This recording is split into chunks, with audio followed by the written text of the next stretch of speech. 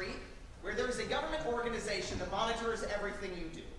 They have access to every phone call you've ever sent and received, every text message, including iMessages, you've ever sent and received, every email that's ever flowed through your inbox, and everything you've ever uploaded to the cloud. That's kind of scary. But what's really scary is that in this fantasy world, the only thing holding this organization accountable is a court. A court which in the past decade has received 16,000 requests for search warrants and has denied 8. This isn't a fantasy world. That's this country right now, today.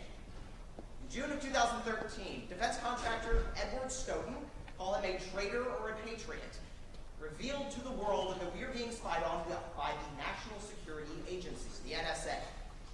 And that's what we're talking about today. The question, personal privacy and national security. Where's the balance? Now, when we think about national security, we tend to think about these far-off places in other parts of the country like New York, Chicago, LA, that we're not going to be affected. The thing is, though, national security affects us in this city right now. The city we live in. We are a target. Unnervingly, every major metropolitan area in the United States is a target because there are people out there who want to kill us. But we also have some things that make us a bigger target.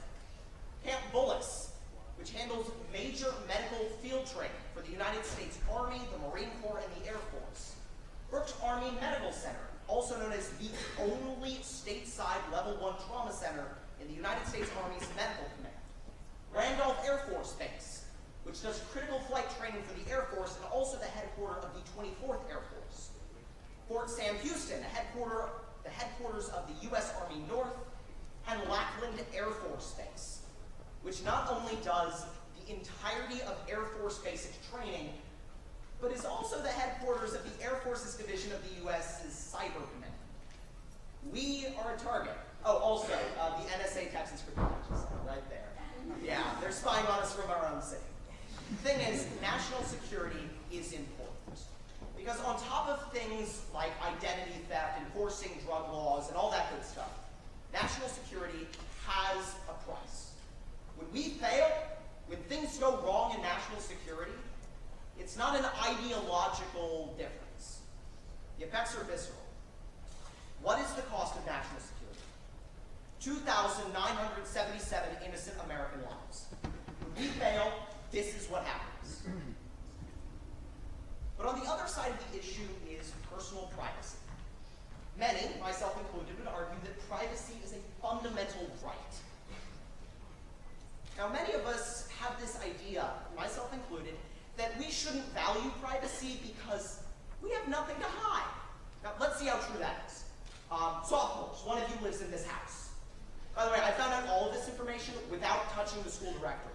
Like, this is public information. Your house was built in 1939, and in 1995, you added a pool and a 528 square foot detached living space, but you might not know that because you moved in 2008. This is the high school where your dad went to school. Incidentally, it's the same high school my dad went to, and they share a first name. Go Yellow Jackets. Freshmen, one of you lives in this house. Yep. Your house has about 3,100 square feet of living space and was built in 1926. Your mom is a lawyer who works in this building.